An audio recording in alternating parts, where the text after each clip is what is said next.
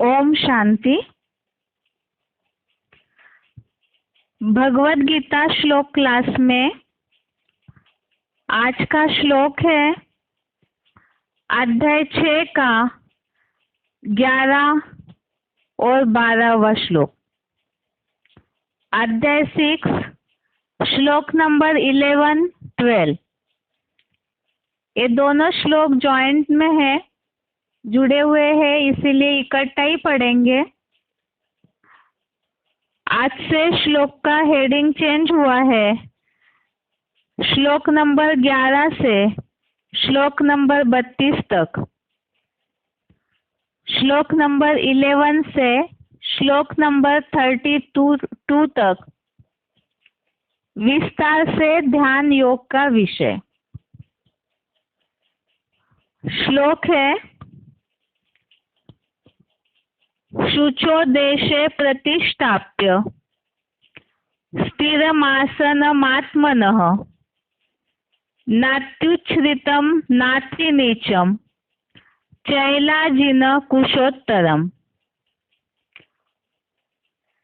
तत्रैकाग्रं मनः कृत्वा यत चित्तेन्द्रियक्रियः उपविश्यासने युञ्जात् योगमात्मन विशुद्धये। श्लोक दोबारा। शुचो देशे प्रतिष्ठाप्य स्थिरमासनमात्मनः नात्युच्छ्रितं नातिनीचं चैलाजिन कुशोत्तरम् तत्रैकाग्रं मनः कृत्वा यत चित्तेन्द्रियक्रियः उपविश्यासने युञ्जात् योगमात्मविशुद्धये।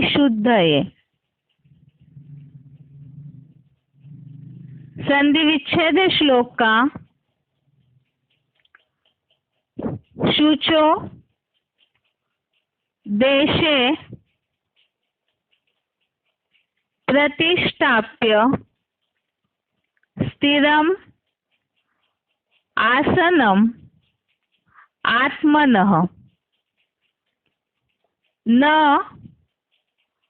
अत्युच्छ्रितं न अतिनीचं चैलाजिन कुशोत्तरम् तत्र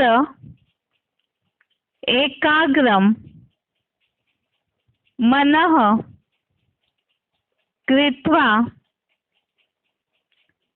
यत चित्तेन्द्रियक्रियः उपविश्य आसने युञ्जात् योगम् आत्मविशुद्धये। संधि विच्छेद दोबारा। शुचो देशे प्रतिष्ठाप्य स्थिरम् आसनम् आत्मनः न अत्युच्छ्रितं न अतिनीचं चैलाजिन कुशोत्तरम्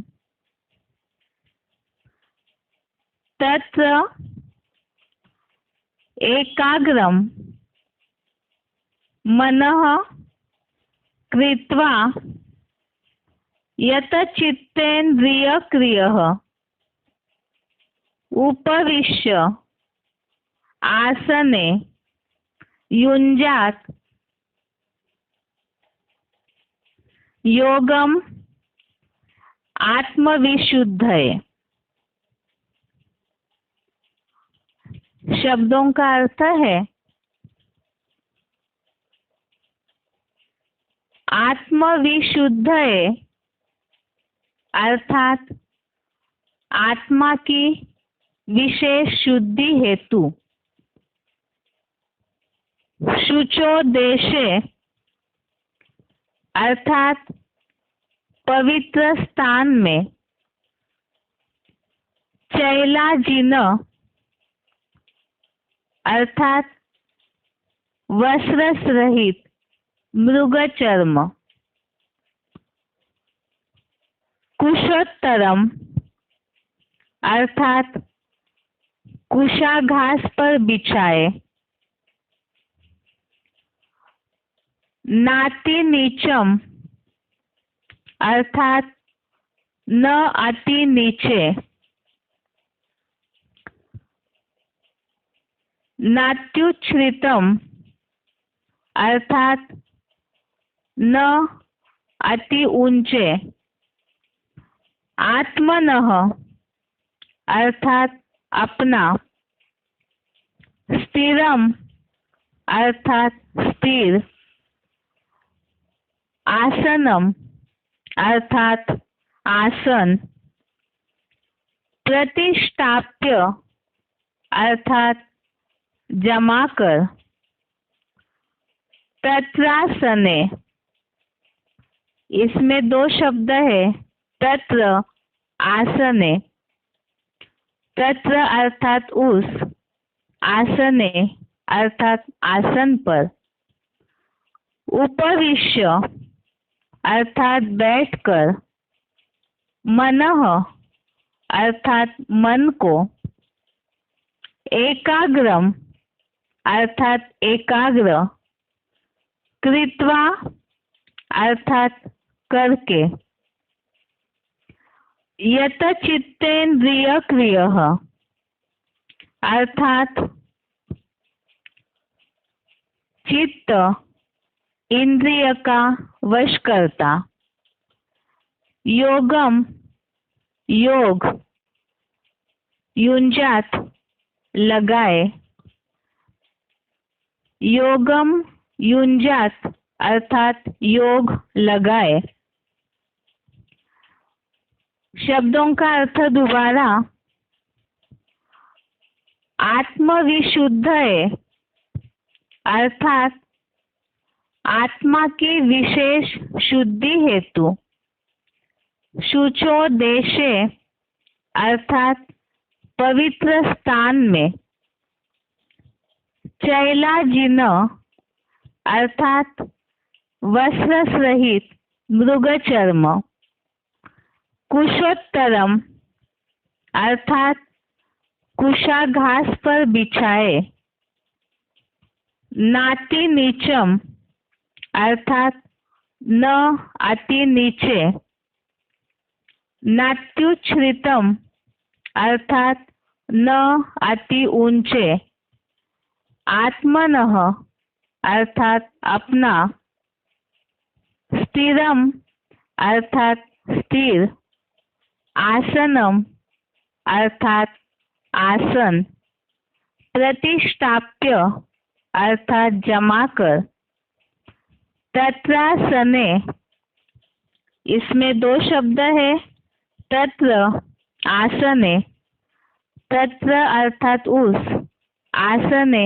अर्थात आसन पर, उपविश्य अर्थात बैठकर, मनः अर्थात मन को, एकाग्रम अर्थात एकाग्र, कृत्वा अर्थात करके, यत चित्तेन्द्रिय क्रियः अर्थात चित्त इंद्रिय का वश करता, योगम युंजात अर्थात योग लगाए।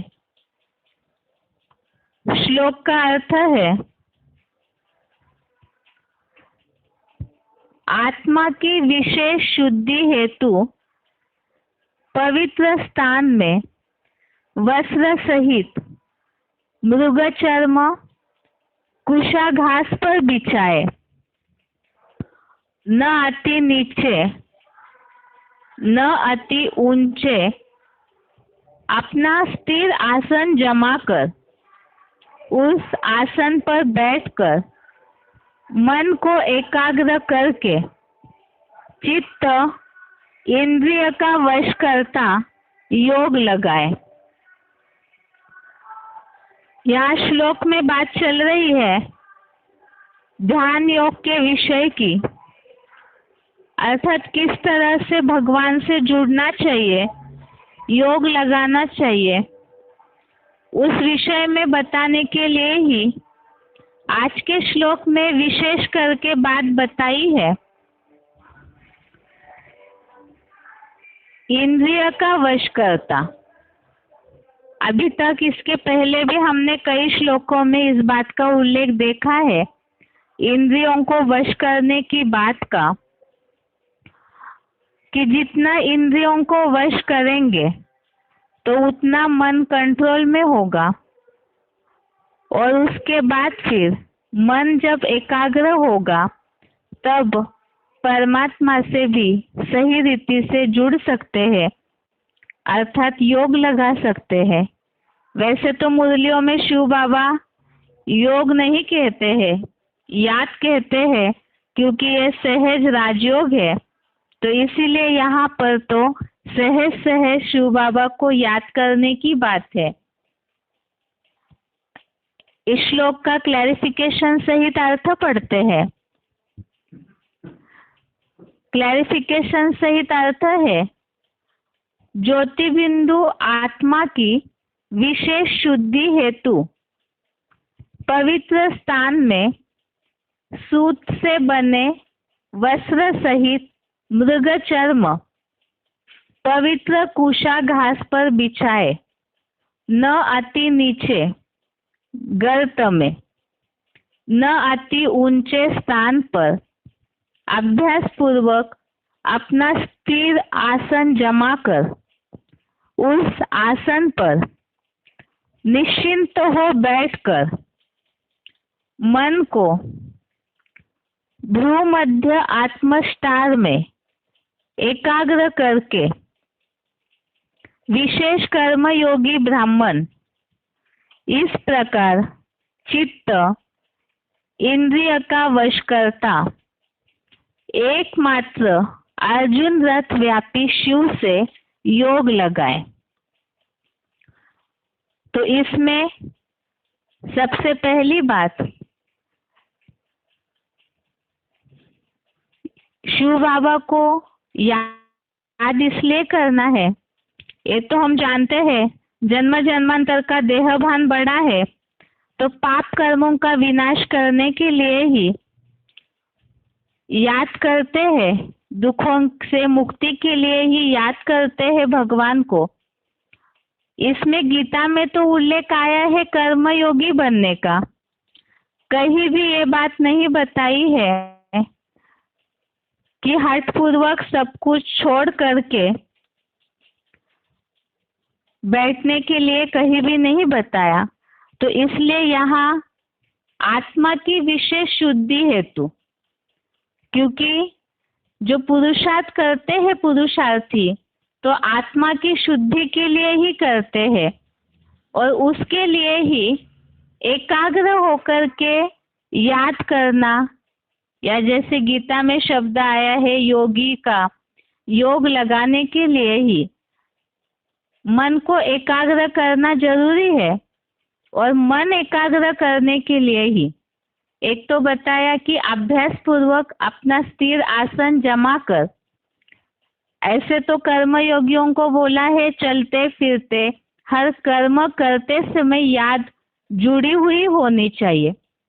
लेकिन जैसे कई मुरलियों में शिव बाबा ने ये बात का उल्लेख भी किया है कि इतनी प्रैक्टिस अभी हुई नहीं है मन एकाग्र करने की कि चलते फिरते लगातार जो उल्लेख आया है कि हर काम करते हुए भी जैसे इस दुनिया में हम है ही नहीं, इतना बुद्धि योग जुड़ा हुआ रहे, जैसे कि योगीश्वर शंकर वो तो इस दुनिया में होते हुए भी जैसे कि नहीं है, इस तरह से अकर्ता योगी बन जाते हैं, इतना बुद्धि योग एकाग्र हो जाता है। तो ऐसे जब तक स्थिति नहीं आई है तब तक चलते फिरते याद की प्रैक्टिस तो होनी ही है। लेकिन जब वैसे नहीं होता, मन जब ज्यादा चंचल हो जाता है, तो ऐसे समय में स्थिर बैठ करके एकाग्र होकर के भी याद करने की प्रैक्टिस होनी चाहिए। तो यहाँ जैसे सन्यासी लोग, भक्ति मार्गीय लोग ऐसे सोचते हैं कि कहीं गुफा में जाके बैठना है, कहीं गड्ढे में जाके बैठना है, तो इस तरह से हठ योग करने की बात नहीं है। तो यहाँ एक साधारण विधि बताई है कि एकाग्र होकर के बैठना है और निश्चिंत होकर के आसन जमा कर बैठकर मन को भ्रूमध्य आत्मस्टार में एकाग्र करके विशेष कर्मयोगी ब्राह्मण इस प्रकार चित्त इंद्रिय का वश करता अर्जुन रथ व्यापी शिव से योग लगाए। एक तो इंद्रियों को कंट्रोल करना है, जैसे याद में भी बैठते हैं तो कई बार मुरलियों में शिव बाबा ने बहुत सारे उदाहरण दिए हैं। याद में बैठते हैं तो जैसे क्लास में कोई आता है तो तुरंत दृष्टि चंचल हो जाती है, या तो आने जाने वालों पे ही ध्यान जाता है, या तो स्थिर होकर बैठते नहीं है तो कहीं ना कहीं हाथ पांव की हलचल होती है। तो जब तक शरीर को स्थिर नहीं किया है, इंद्रियों को वश नहीं किया है, तो तब तक, क्योंकि इंद्रियां चंचलता करती रहेगी तो मन भी इंद्रियों के पीछे भागता रहेगा, संकल्प शक्ति उधर जाती रहेगी। तो इसीलिए आज के श्लोक में मुख्य बात बताई इंद्रिय का वश करता। इससे संबंधित रेफरेंस श्लोक है, एक तो 8वें अध्याय का 12वां श्लोक, अध्याय 8 का श्लोक नंबर 12। इसमें बात आई है सारे ही 9 इंद्रिय द्वार अविचल रूप से संपूर्णतः वश करके और मन को अंतःकरण में रोककर ज्योति बिंदु आत्मा की प्राण शक्ति को शिव बाबा से योग की धारणा में आधारित निरंतर परमात्मा की भ्रुकुटी रूप अकाल तख्त के मध्य में स्थिर होकर। तो यहाँ भी यही बात का उल्लेख है जो आज के श्लोक में है, इंद्रियों को पूरी तरह से वश करके अर्थात कंट्रोल करके, मन को भी कंट्रोल करके योग लगाना है। और योग अर्थात याद किसको करना है, तो जो एक व्यापी है, एक अर्जुन रथ में अर्थात मुकर्रर तन में जो शिव सुप्रीम सोल विराजमान है, तो उनसे बुद्धि का योग जोड़ना है। आगे का रेफरेंस श्लोक है दूसरे अध्याय का 58वां श्लोक, अध्याय 2 का श्लोक नंबर 58। इसमें कछुए का उदाहरण दिया है कि कछुए के अंगों की तरह इंद्रियों को इंद्रियों के रूप रस गंध आदि विषय भोग से सब ओर से निरंतर संपूर्ण खींच लेता है। उस योगी की बुद्धि दृढ़ता से आत्मस्थिर हो जाती है। तो यहाँ कछुए के इस श्लोक को तो कई बार रेफरेंस श्लोक के रूप में हमने समझा है। विशेष मुख्य बात है याद करना है, तो मन स्थिरता के लिए, मन एकाग्रता के लिए इंद्रियों को कंट्रोल करना जरूरी है। दूसरे अध्याय का 68वां श्लोक, अध्याय 2 का श्लोक नंबर 68। इसमें भी यही बात आई है, इंद्रिय भोगों से मन वचन कर्म द्वारा, जिसकी इंद्रिया इंद्रिय भोगों से मन वचन कर्म द्वारा सब प्रकार विकारों से रोक ली गई है, उसकी बुद्धि भली भांति ज्योति बिंदु आत्मस्टार में स्थिर रहती है। तो इंद्रिया और इंद्रियों के भोग, इन सब को सब ओर से खींचकर अर्थात कंट्रोल करके जो योग की याद की प्रैक्टिस करते हैं, तो उनकी ही बुद्धि स्थिर हो सकती है। और 5वें अध्याय का 27-28वां श्लोक, अध्याय 5 का श्लोक नंबर 27-28।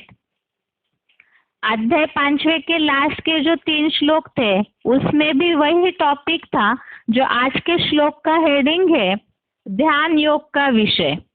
तो उसमें भी मन एकाग्र करने के बारे में ही, ध्यान योग के विषय के बारे में ही, किस तरह से मन को एकाग्र करना है उसका उल्लेख दिया हुआ था। जैसे 5वें अध्याय के इस 27-28वें श्लोक में यही बात आई है कि भ्रुकुटी के मध्य में ज्योति बिंदु में मन को एकाग्र करने की बात आई, जो उसमें और एक बात का उल्लेख आया है, प्राण अपान वायु को समानता में करके, जिसे हमने समझा है, जो क्लैरिफिकेशन में भी अर्थ दिया है, शुद्ध अशुद्ध संकल्पों को समानता में रखकर, अर्थात यहाँ तो व्यर्थ संकल्पों को कंट्रोल करने की बात जो मुरलियों में आती है, तो इंद्रियों को भी कंट्रोल करना है, ये जो मन है चंचल इसे भी कंट्रोल करना है, और भ्रुकुटी के मध्य में एकाग्र करके फिर जितना याद की प्रैक्टिस करते हैं तो उनकी बुद्धि भी स्थिर होगी और सही रीति से याद भी कर सकते हैं। ये आज के श्लोक का अर्थ है। आज रिवीजन का दिन है, इसीलिए उच्चारण सुनते हैं और उसके साथ पॉइंट्स है, बाकी बचे हुए कुछ पॉइंट्स अगले हफ्ते देखेंगे। पहले उच्चारण।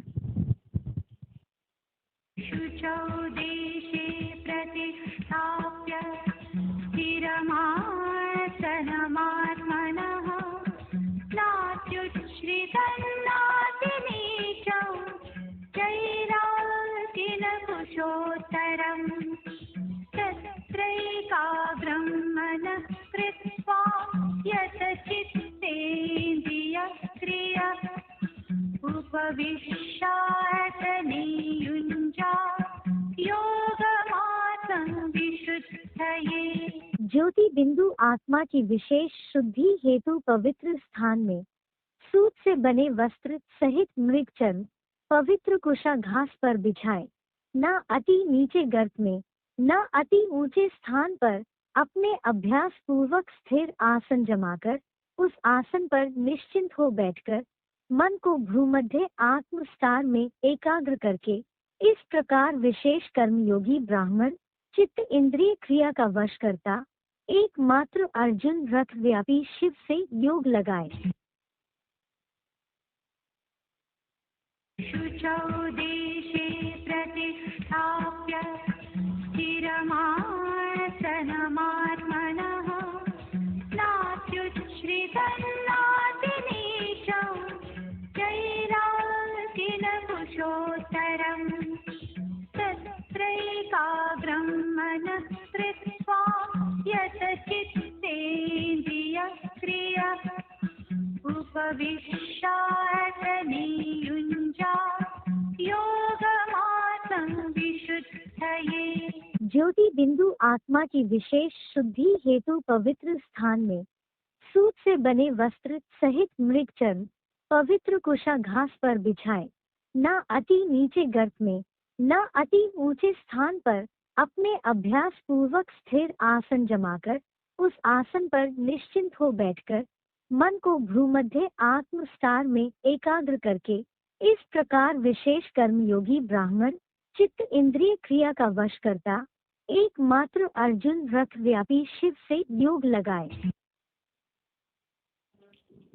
अभी आगे है selected point number 476, selected point number 476। आत्मा बिंदु समझ करके बिंदु बिंदु आत्माओं के बाप के सामने बिंदु बनकर बैठे रहे। ऐसे किसी को देखा है? न किसी को देखा, न ऐसी चीज को कभी अनुभव किया अपने अंदर। तो आत्मा समझ करके बाप की याद में रहें और साथ चंचलता उस समय खत्म हो जाए कर्मेंद्रियों की। अभी नहीं, हाथ अपना घुम घुम घुम, पाँव अपना घुम घुम घुम घुम घुम है, आंखें अपना ऐसे करती रहे तो उसको देह अभिमान कहेंगे कि आत्मा की स्थिति कहेंगे है, क्या कहेंगे? हाँ, बाबा ने तो कहा जब तुम बाबा की मुरली भी सुनते हो तो कोई कर्म नहीं करना चाहिए। कर्मेंद्रियों से कर्म करेंगे ना, हाँ, तो नहीं करना चाहिए, तो एकाग्रता रहेगी, है। ऐसे ही ज्ञान से ऊंचा क्या है? हाँ, बाबा की याद। तो बाबा की याद करने बैठे तब तो इंद्रियों की चंचलता होनी चाहिए, और तब तो इंद्रियों की चंचलता बिल्कुल नहीं होनी चाहिए। हाँ, तो सात चंचलता उस समय खत्म हो जाती है कर्मेंद्रियों की। उस समय में मजा भी बहुत आता है? देखो, हम बाबा की यादगारी में बैठते,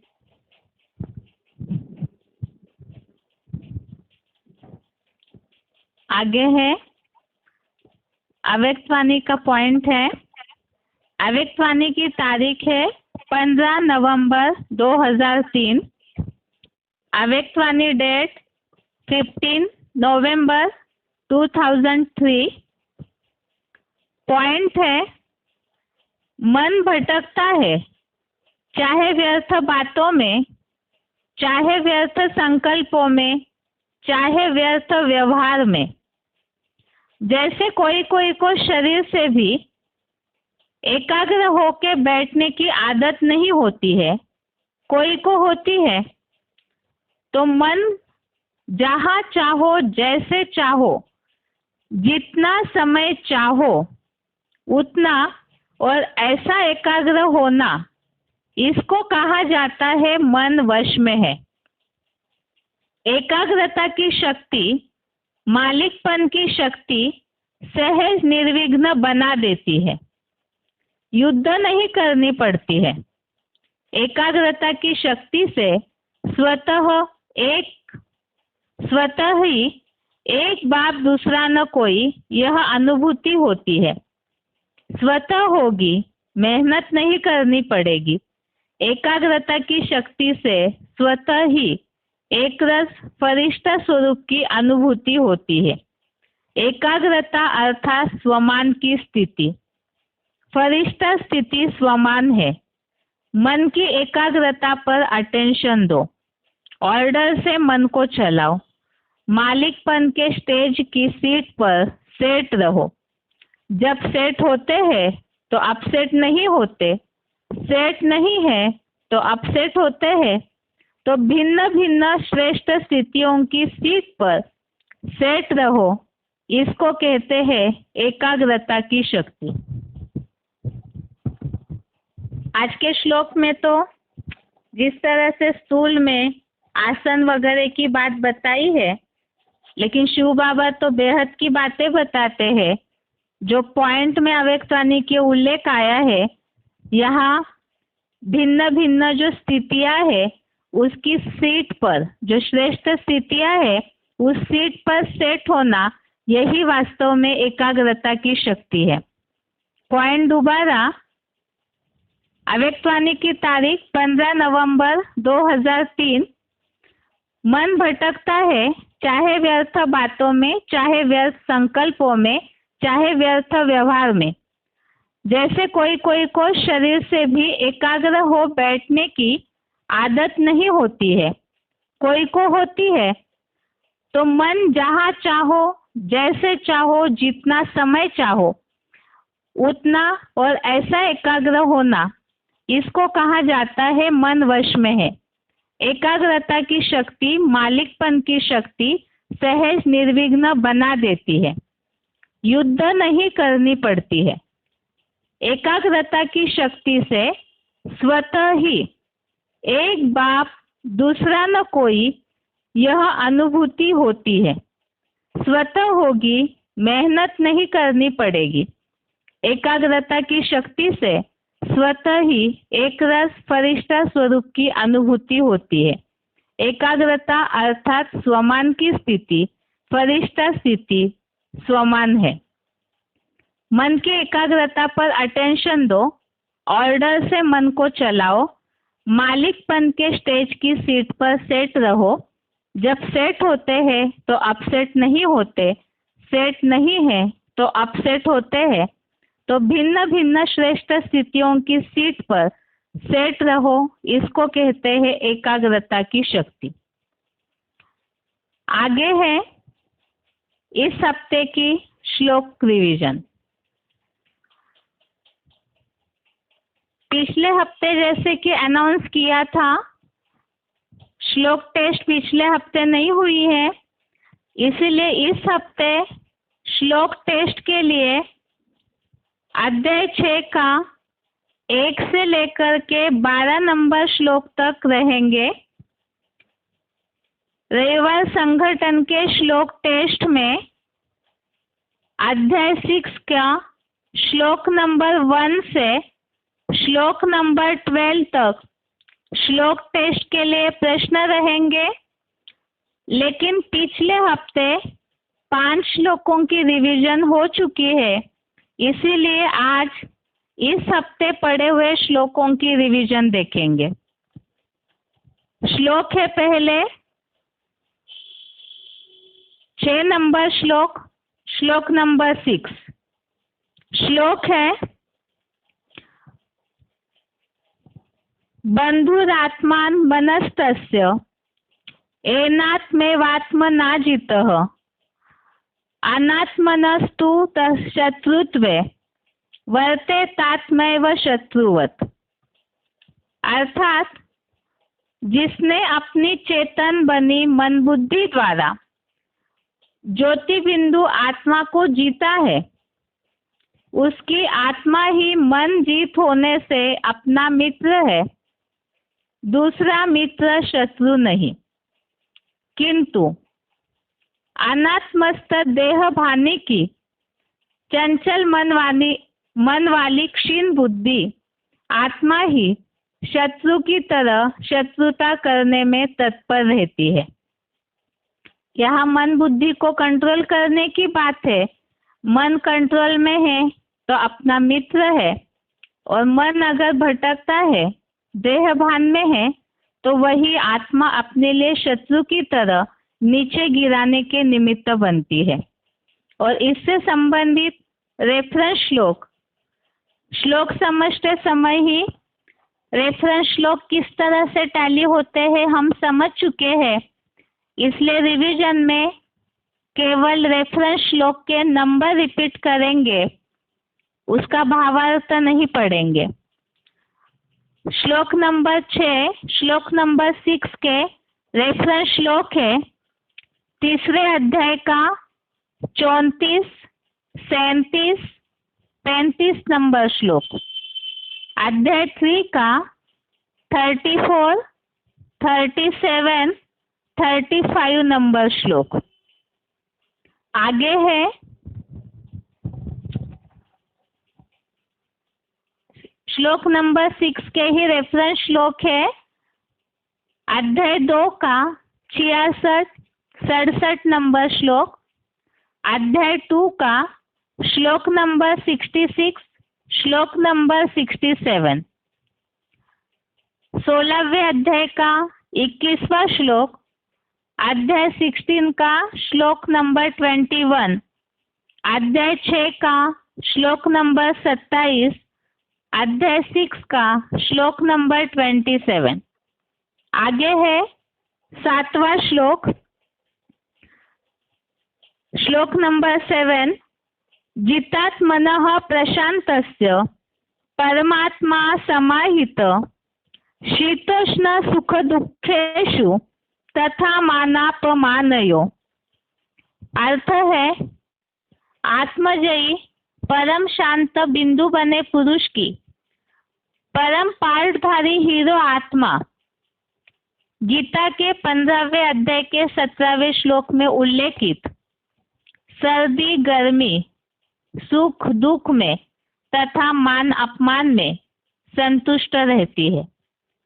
श्लोकों में भगवत प्राप्त पुरुष के लक्षण और आत्म उद्धार के लिए प्रेरणा ये टॉपिक चल रहा है, और इसमें यहाँ हीरो पाठधारी के पुरुषार्थ के जो लक्षण है वो बताए कि हर स्थिति परिस्थिति में वे आत्मजयी होने कारण संतुष्ट रहते हैं। इस संबंधित परमात्मा पाठधारी के लिए ही श्लोक उल्लेखित श्लोक रेफरेंस नंबर है 15वें अध्याय का 17वां श्लोक, अध्याय 15 का श्लोक नंबर 17। जो परमात्मा पाठधारी कौन है उनके बारे में इस श्लोक में बताया। आगे है श्लोक नंबर 7। श्लोक नंबर 7 के रेफरेंस श्लोक है 15वें अध्याय का 5वां श्लोक, अध्याय 15 का श्लोक नंबर 5, 14वें अध्याय का 24वां श्लोक, अध्याय 14 का श्लोक नंबर 24, 25। आगे है श्लोक नंबर 7वां, श्लोक नंबर 7 के रेफरेंस श्लोक और भी 12वें अध्याय का 13, 14, 18, 19 नंबर श्लोक, अध्याय 12 के श्लोक नंबर 13, 14, 18, 19। आगे है श्लोक नंबर 7, श्लोक नंबर 7 के और भी रेफरेंस श्लोक दूसरे अध्याय का 15वां और 38वां श्लोक, अध्याय 2 का श्लोक नंबर 15, श्लोक नंबर 38। आगे है 8वां श्लोक, ज्ञान विज्ञान तृप्तात्मा कूटस्थो विजितेन्द्रियः युक्त इत्युच्यते योगी समलोष्टाश्म कांचनः। अर्थात शिव के ज्ञान प्लस विशेष ज्ञान अर्थात योग से तृप्त आत्मा परम ब्रह्म के ऊंचे शिखर पर स्थिर, विशेष कामेंद्रिय को भी जीतने वाला, मिट्टी, पत्थर, स्वर्ण आदि में समान भाव वाला योगी योगनिष्ठ है ऐसा कहा जाता है।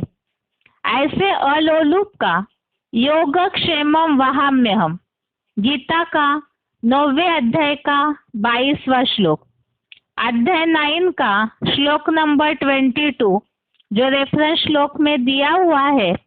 जो ज्ञान और योग से तृप्त होते हैं अर्थात ऐसी पराकाष्ठा की ऊंची स्टेज में चढ़ जाते हैं तो उनके लिए इस दुनिया की भौतिक चीजें चाहे मिट्टी पत्थर हो चाहे स्वर्ण हो सब कुछ समान है। जिसके लिए हमने श्लोकों में पॉइंट समझा था, सिलेक्टेड पॉइंट, कैसी भी स्थिति परिस्थिति हो तो भी समान रहना, साधनों के आधार पर नहीं रहना है। इस श्लोक में 9वें अध्याय का 22वां श्लोक रेफरेंस में दिया है। आगे और भी रेफरेंस श्लोक है 14वें अध्याय का 24वां श्लोक, अध्याय 14 का 24 नंबर श्लोक, अध्याय 5 का 3रा 7वां श्लोक, अध्याय 5 का श्लोक नंबर 3, 7, दूसरे अध्याय का 57 नंबर श्लोक, अध्याय 2 का श्लोक नंबर 57। आगे है 8वें श्लोक के श्लोक नंबर 8 के और भी रेफरेंस श्लोक है 5वें अध्याय का 20वां श्लोक, अध्याय 5 का श्लोक नंबर 20, 15वें अध्याय का 5वां श्लोक, अध्याय 15 का श्लोक नंबर 5, दूसरे अध्याय का श्लोक नंबर 53, अध्याय 2 का श्लोक नंबर 53। आगे है 9वां श्लोक,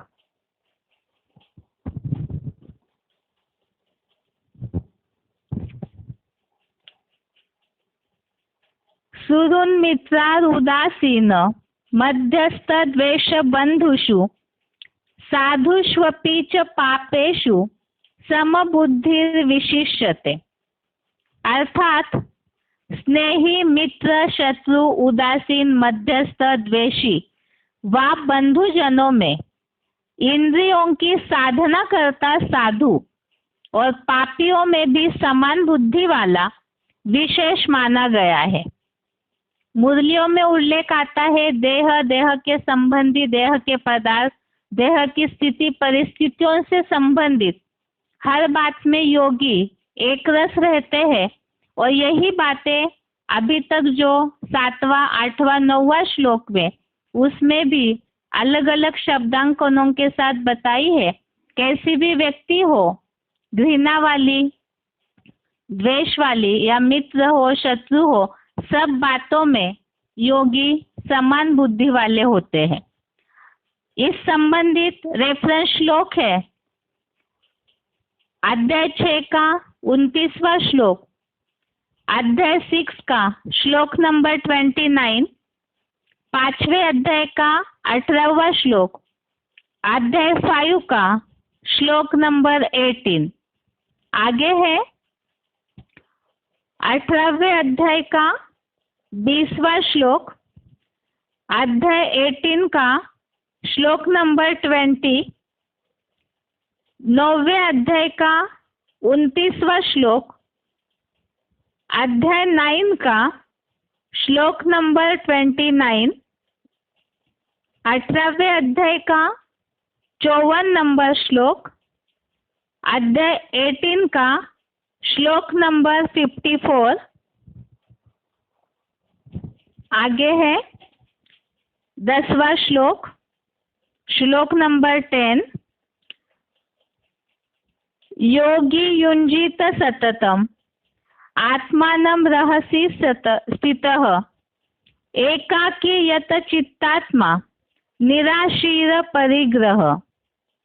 अर्थात चंचल मन व निर्णायक बुद्धि का वश करता आशाहीन असंग्रही योगी अकेला एकांत स्थान में स्थित हुआ निरंतर परमात्मा से योग लगाए।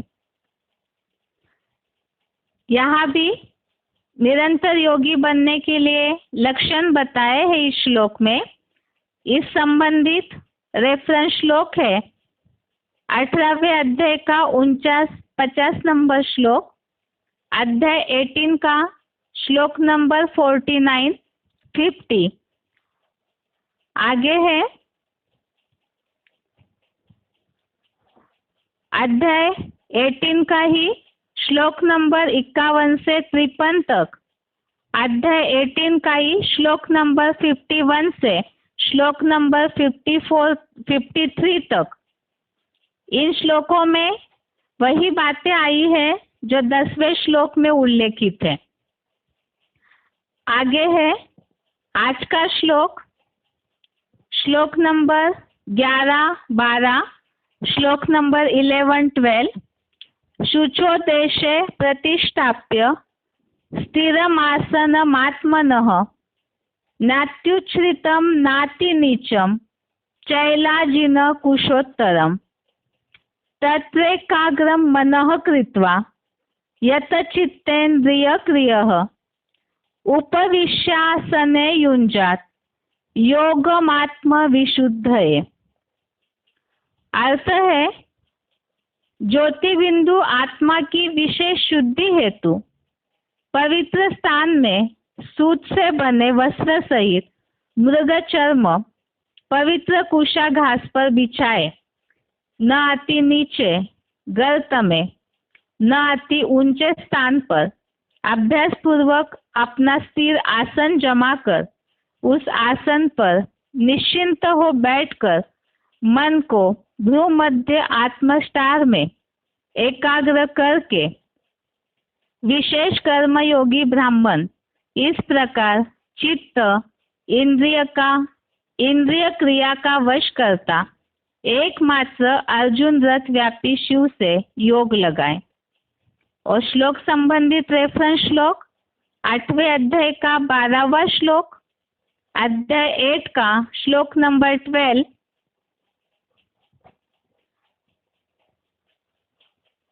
आगे है बेसिक कोर्स।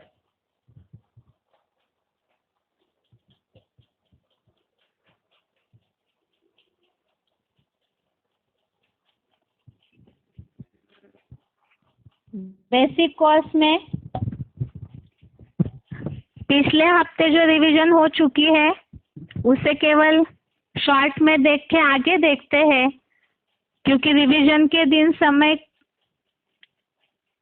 कम होता है, इसलिए जो रिवीजन हो चुकी है उसे सिर्फ शॉर्ट में देख के आगे जाएंगे।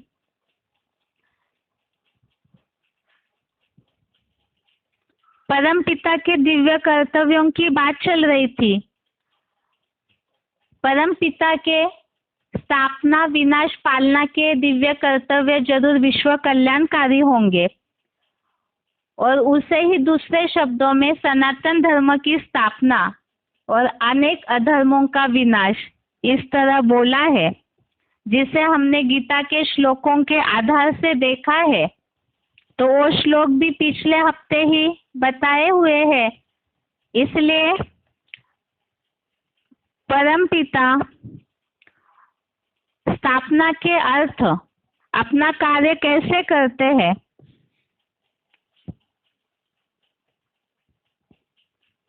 श्लोकों में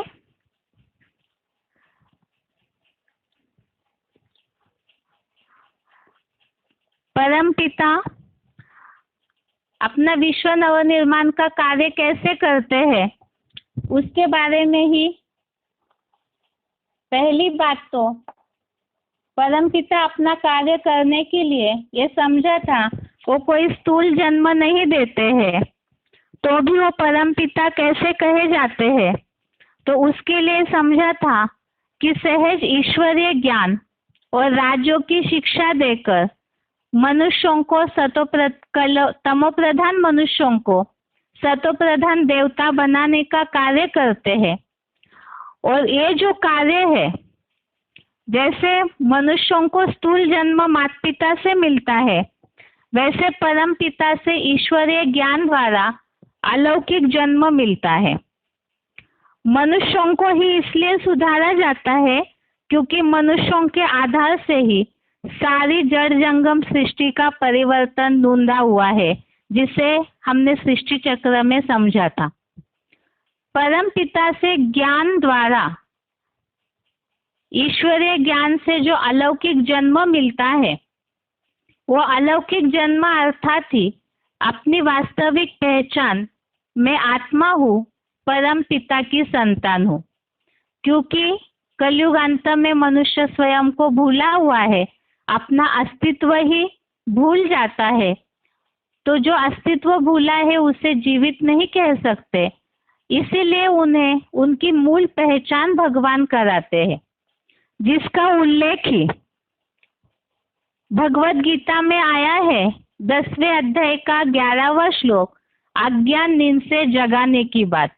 आत्माओं को ज्ञान देकर अज्ञान नींद से जगाते हैं। इसी बात का उल्लेख भगवान से जो अलौकिक जन्म मिलता है, इसी का उल्लेख बृहदारण्यक उपनिषद में आया है। तमसो मा ज्योतिर्गमय, अर्थात अज्ञान अंधकार से ज्ञान ज्योति की ओर ले चलो। इसी के लिए मुस्लिम धर्म में, मुसलमानों में गाया जाता है, खुदा आकर कब्र दाखिल को जगाता है। तो यहाँ मिट्टी की कब्र से जगाने की बात नहीं है। वास्तव में मनुष्य कलयुगी तमोप्रधान अवस्था में, तामसी कलयुग में देह भान की मिट्टी में उनकी बुद्धि उलझी रहती है, दब जाती है। तो इस देह भान की मिट्टी रूपी कब्र से जगाना अर्थात ही आत्मिक जागरूकता दिलाना, स्वयं की पहचान दिलाना। लेकिन देहभान के कारण इसका स्थूल अर्थ समझ लिया कि खुदा मुर्दे को जिंदा करते। लेकिन हमने समझा है भगवान प्रकृति के कोई भी नियमों को नहीं तोड़ते, अर्थात मरे हुओं को जिंदा करना ये प्रकृति के नियम को तोड़ना हो जाएगा। वास्तव में यहाँ आत्मिक जागरूकता दिलाना, आत्मा को जन्म देने की बात। लेकिन अब हमने तो समझा है आत्मा तो अविनाशी है, उसको रचने व जन्म देने का प्रश्न ही नहीं उठ सकता। तो यहाँ बात है, आत्मा तो बनी बनाई है, लेकिन देह भान में वो स्वयं की पहचान भूल चुकी है, अज्ञान अंधकार में गई है। तो भगवान ज्ञान द्वारा पहचान रूपी अलौकिक जन्म देते हैं, न कि शारीरिक जन्म देते हैं। और ज्ञान द्वारा जो पहचान रूपी जन्म देते हैं, इसी कारण ही शिव भगवान को परम पिता कहा है, और वही इसी तरह से ज्ञान के द्वारा ही जन्म देने के कारण सबके पिता है। अब आगे प्रश्न है कि विदेही शिव भगवान ज्ञान कैसे सुनाएंगे। तो इसके लिए हमने श्लोक पहले ही देखे हैं, उसे केवल एक एक शब्दों में ही देखेंगे। प्रकृतिम स्वामधिष्ठाय अध्याय 4 का श्लोक नंबर 6 अर्थात मनुष्य तन का आधार लेते हैं। अध्याय 9 का श्लोक नंबर 11 यहाँ साधारण मनुष्य तन का आश्रय लेते हैं। बताने में थोड़ा सा गलत हुआ। अध्याय 4 का श्लोक नंबर 6 में प्रकृतिम स्वामधिष्ठाय, प्रकृति को अधीन करके आत्मशक्ति से जन्म लेने की बात, और प्रकृति का अच्छा उदाहरण मनुष्य शरीर, तो मनुष्य तन का आश्रय लेते श्लोक नंबर 9वें अध्याय का 11वां श्लोक, अध्याय 9 का श्लोक नंबर 11, और मनुष्य तन का आधार लेते अर्थात गर्भ से जन्म लेने की बात नहीं, तो परकाया प्रवेश करते हैं। इसके लिए 11वें अध्याय का 54 नंबर श्लोक, अध्याय 11 का श्लोक नंबर 54 प्रवेश तुम, और दिव्य जन्म है। ये प्रवेश करना परकाया प्रवेशी परम पिता का अलौकिक जन्म दिव्य जन्म है, जिसके लिए चौथे अध्याय का 9वां श्लोक, अध्याय 4 का श्लोक नंबर 9। अभी प्रश्न है कि परम पिता जब साधारण शरीरधारी के द्वारा कार्य करते हैं, तो वह शरीरधारी कौन है जिसमें वो निराकार शिव पिता प्रवेश कर दिव्य जन्म ले चुके हैं, अथवा किसके द्वारा शिव पिता उनके 3 दिव्य कर्तव्य अर्थात स्थापना, विनाश और पालना के कार्य को करा रहे हैं। इन कर्तव्यों को कराने के लिए शिव पिता 3 साकार शरीरधारियों का आधार लेते हैं और उनको कर्तव्य के आधार पर नाम देते हैं। जैसे कोई कंपनी में अलग अलग कामों के लिए अलग अलग व्यक्तियों को रखा जाता है, तो उनके उस कार्य के आधार से उनको उस पद का नाम मिलता है। जैसे कोई अकाउंट का काम करते हैं तो अकाउंटेंट है, तो उस व्यक्ति का नाम तो कोई और होता है, लेकिन जो पद है उनका, उस आधार से उनको अकाउंटेंट का टाइटल मिला, पद का नाम मिला। इसी तरह से भगवान भी जिनके द्वारा कार्य कराते हैं, तो उनको उनके कर्तव्य के आधार से नाम मिलता है अर्थात टाइटल मिलता है। तो उनका शरीर का नाम तो कुछ और होता है। जिस व्यक्तित्व के द्वारा स्थापना, पालना, विनाश का कर्तव्य या कार्य कराते हैं, उनका नाम ही, जैसे समझा हमने, कर्तव्य के आधार से टाइटल मिलता है, तो कर्तव्य के आधार से उनका नाम ही क्रमशः ब्रह्मा, विष्णु और शंकर रखते हैं। और ये जो 3 नाम है, ब्रह्मा, विष्णु, शंकर, जो टाइटल मिले हुए हैं, इन 3 मूर्तियों का ही, इन तीनों का ही शास्त्रों में गायन त्रिदेव अथवा त्रिमूर्ति के रूप में है। और शास्त्रों में जैसे हम देखते हैं कि 3 मूर्तियों के बारे में, इनके जन्म को लेकर, इनके माता पिता को लेकर के बहुत सारे ऐसे रहस्य जानने के लिए शास्त्रों में बहुत सारे उल्लेख आते हैं। सभी इनके बारे में बहुत ज़्यादा मानते हैं, परंतु प्रश्न है कि वास्तव में शास्त्रों में इन्हें देवता कहा है, लेकिन क्या वास्तव में ये 3 देवताएं हैं। तो इसके बारे में ही जैसे कि सृष्टि चक्र के चित्र में हमने समझा है, कलयुग के अंत में जब भगवान इस सृष्टि पर आते हैं, सारे ही मनुष्य नंबरवार तामसी व पतित बन जाते हैं। जैसे कि गीता का 7वें अध्याय का 27वां श्लोक, अध्याय 7 का श्लोक नंबर 27 में उल्लेख आया है कि सारे ही प्राणी इच्छा द्वेष जैसे द्वंद्व में मोहित हो जाते हैं। कलयुग के अंत में तो सारे ही पतित तामसी बन जाते हैं, देवताएं तो कोई बचते ही नहीं है।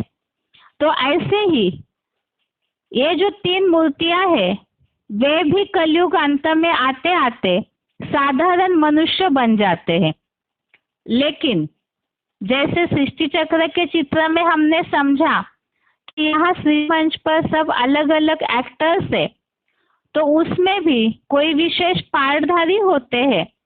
तो ये जो तीनों है, ये भी कोई विशेष पार्टधारी है, क्योंकि कलयुग अंत में सभी नीचे तो गिरे हैं, लेकिन फिर भी कलयुग अंत में भी भगवान इनको अपने कार्य के लिए चुनते हैं। इसीलिए ये रंगमंच पर विशेष एक्टर्स है। अब ये जो 3 मूर्तियां हैं, तो इनके बारे में जैसे कि शास्त्रों में, भक्ति मार्ग के बहुत से चित्रों में ब्रह्मा जी को 4 मुख वाला, विष्णु को 4 भुजाओं वाला, शंकर को नाग बलाए धारण किया हुआ, इस तरह से अलग अलग रूप में दिखाया है।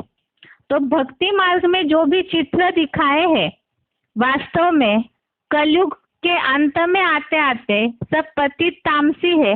ऐसे कोई नाग बलाओं वाला, 4 मुख वाला, 4 भुजाओं वाले व्यक्ति तो कोई दिखने में आते नहीं है। लेकिन चित्र जो है वो चरित्र के यादगार होते हैं। तो ये जो प्रतीकात्मक चित्र है, वो भी चरित्र की यादगार होते हैं। अब इन 3 मूर्तियों के द्वारा क्या कर्तव्य किया जाता है, जिसकी यादगार में इन तीनों को चित्र में ऐसे चित्रित किया गया है, उसे हम आगे एडवांस कोर्स में समझेंगे। लेकिन इन तीनों के बारे में और एक भक्ति मार्ग में बात मान्यता है, जैसे कि इन तीनों को भगवान समझा गया है। शास्त्रों में तो गाया जाता है उत्पत्ति करता ब्रह्मा, पालन करता विष्णु और तथा प्रलय करता शंकर। अब चित्रों में भक्ति मार्ग के जैसे कि स्लाइड में भी चित्र दिया हुआ है, इसमें ब्रह्मा को स्थापनाकारी, विष्णु को पालनाकारी और जो शिव को विनाशकारी के रूप में ऐसे चित्र बहुत सारे भक्ति मार्ग के दिखने में आते हैं। अब इसमें भी वास्तव में शंकर का चित्र दिखाकर उसमें शिव लिखा जाता है। अब शास्त्रों में शंकर को शिव कहा गया है, जो कि सही नहीं है, जिसे हमने पहले भी समझा था कि देवताएं और यहाँ शंकर और शिव में अंतर है। वो क्या अंतर है, इसे आगे तो समझेंगे ही। पहले शॉर्ट में हम समझ चुके हैं, शिव अलग है और शंकर अलग है। अब यहाँ प्रश्न चल रहा था कि इन तीनों देवताओं को भगवान समझते हैं भक्ति मार्ग में, और उसी आधार से ब्रह्मा को फॉलो करने वाले ब्रह्म समाजी, विष्णु को फॉलो करने वाले वैष्णव, शिव को फॉलो करने वाले शैव संप्रदाय, इस तरह के नाम भी पड़े हुए हैं। अब ये तो हमने समझा कि शिव और शंकर वास्तव में अलग अलग है, लेकिन भक्ति मार्ग में उन्हें एक समझ करके इस तरह से शैव संप्रदाय के रूप में एक अलग पंथ बना दिया। इन तीनों को भी 3 भगवान समझ लिया है, लेकिन हमने पहले समझा है इस बात को, गॉड इज वन, भगवान तो एक ही होते हैं। और जैसे भगवान का जो शब्द है वो एक वचन में ही प्रयोग होता है, और देवता ये शब्द बहुवचन में प्रयोग होता है। भगवान जो है वो तो सुप्रीम पर्सनालिटी है, वो एक ही होती है। फिर यहाँ जैसे कि इन तीनों देवताओं को भगवान समझ लिया है, लेकिन गीता के आधार से भी हमने देखा कि गीता में भी ये तीनों कर्तव्य जो है वो एक ही भगवान के बताए गए हैं, न कि तीन अलग अलग भगवान के तीन अलग अलग कर्तव्य है। जिसे कि गीता का 13वें अध्याय का 16वां श्लोक, अध्याय 13 का श्लोक नंबर 16 और अध्याय 9 का श्लोक नंबर 18 में हमने इसका उल्लेख देखा है कि ये एक ही भगवान के तीनों कर्तव्य है। अब इसी बात को और जैसे कि एक ही भगवान के तीनों कर्तव्य है, तो ये तीनों मूर्तियां भी, ये सिद्ध होता है कि ये तीनों मूर्तियां भी स्वयं तीनों कार्य करने वाली नहीं है और ना ही वे तीन भगवान है। इन तीनों कार्यों को कराने वाला तो एक शिव परम पिता ही है, जिसके लिए ही कहते हैं त्रिमूर्ति शिव, अर्थात ये तीनों मूर्तियों से भी ऊंची हस्ती परम पिता शिव है। इसी के लिए भक्ति मार्ग में भी उल्लेख आता है, ब्रह्मा देवताय नमः, विष्णु देवताय नमः, शिव परमात्माय नमः। अर्थात ब्रह्मा देवता, विष्णु देवता कहाँ है और शिव परमात्माय नमः कहाँ है। अर्थात ही परमात्मा अर्थात वो श्रेष्ठ हस्ती है। शिव के लिए देवता शब्द का प्रयोग नहीं किया, उन्हें परमात्मा श्रेष्ठ हस्ती ऊंची शक्ति के रूप में उल्लेख किया है। और ऐसे ही उल्लेख भक्ति मार्ग का और एक देखा हमने, गुरु ब्रह्मा गुरु विष्णु गुरु देवो महेश्वर, गुरु साक्षात पर ब्रह्म तस्मै श्री गुरवे नमः। तो परम पिता के लिए, भगवान के लिए पार ब्रह्म परमेश्वर कहते हैं, जो इस भक्ति मार्ग के उल्लेख में भी गुरु साक्षात पर ब्रह्म, इस तरह से वो ऊंची हस्ती, श्रेष्ठ हस्ती जो परम पिता है, उनके लिए उल्लेख आया हुआ है। अर्थात इन तीनों देवताओं से भी वे ऊंचे हैं। इन तीनों मूर्तियों से भी ऊंची परम शक्ति शिव है। इसका और एक प्रूफ हिंदू धर्म में देखने में आता है, ओम। ओम और ओमकार, इन दो शब्दों का जो राज है, इससे स्पष्ट दिखने में आता है कि शिव इन सब से श्रेष्ठ हस्ती है। ओम शब्द जो है, जैसे स्वस्तिक को भक्ति मार्ग में महत्व दिया है, इसी तरह ओम को भी महत्व दिया जाता। मंत्रोच्चारण को शुभ चिन्ह के रूप में मानते हैं, लेकिन उसका राज कोई बता नहीं सकते हैं। अब भगवान ही आकर के वास्तव में इस ओम शब्द का राज बता रहे हैं। ओम शब्द जो है वो त्रिमूर्तियों का प्रतीक है। ओम शब्द 3 अक्षरों से बना है, अ उ म। ब्रह्मा का अ, विष्णु का उ, महेश का म। और अंग्रेजी में भी ओम शब्द लिखते हैं AUM। ये भी 3 अक्षरों से बना है। ए अर्थात ब्रह्मा का अ, ए, विष्णु का उ, यू और महेश का म, एम, मिलकर के ओम। अब ये जो ओम शब्द है, जैसे त्रिमूर्ति इससे निर्देशित की गई, समझ गए, इसी तरह से ये शब्द और एक रहस्य को जोड़ता है। वो ओम का अर्थ जैसे समझा, वैसे ही ओम के साथ ओमकार कहा जाता है। ओमकार अर्थात ही ओम का कार्य, ओम अर्थात त्रिमूर्ति और कार्य अर्थात कार्य, त्रिमूर्ति का कार्य। तो ब्रह्मा, अ अर्थात ब्रह्मा का स्थापना का कार्य, उ अर्थात विष्णु का पालना का कार्य और म अर्थात महेश का विनाश का कार्य। और इन तीनों कार्यों का नाथ वो है ओमकारनाथ। अब ओमकारनाथ अर्थात इन तीनों मूर्तियां, ये तीनों मूर्तियां अलग अलग है। जैसे कि हमने देखा, वास्तव में मूर्तियां स्वयं कार्य करने वाली नहीं है। एक ही भगवान के तीनों कर्तव्यों को वो निभाते हैं। लेकिन कैसे?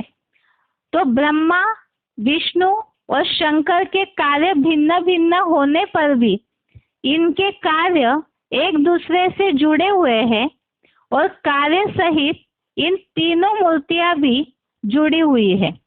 लेकिन वो तीनों मूर्तियां जुड़ी हुई कैसी है? तो इनको जोड़ने वाली एक शक्ति है। और वो शक्ति कौन है?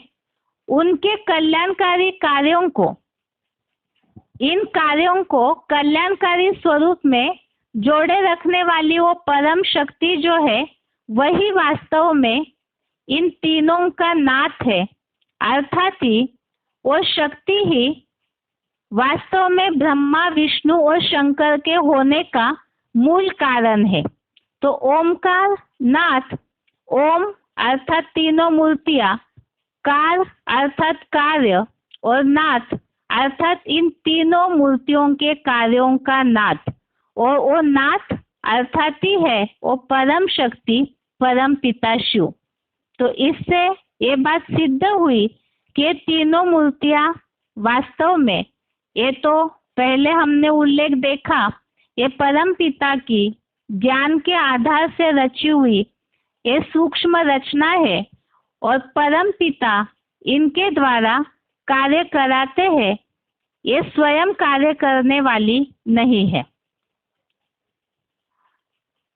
इस तरह से बेसिक कोर्स की रिवीजन हो गई है और अगले हफ्ते के लिए कल के क्लास में ही बताया अगला टॉपिक।